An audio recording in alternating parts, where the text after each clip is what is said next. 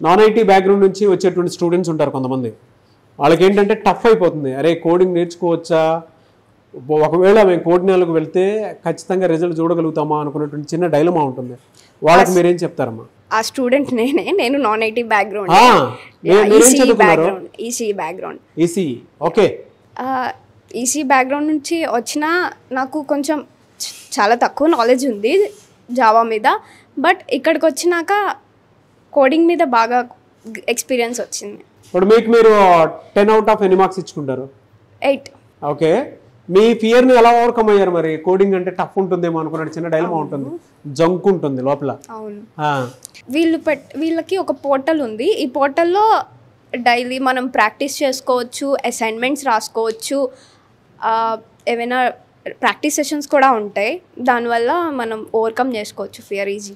మరి non IT background నుంచి వచ్చేటువంటి వాళ్ళకి ఏం చెప్తారు? మీకు ప్యాషన్ ఉంటే కోడింగ్ మీద, కమ్ టు కోడ్న్యాన్, దట్స్ ఆల్.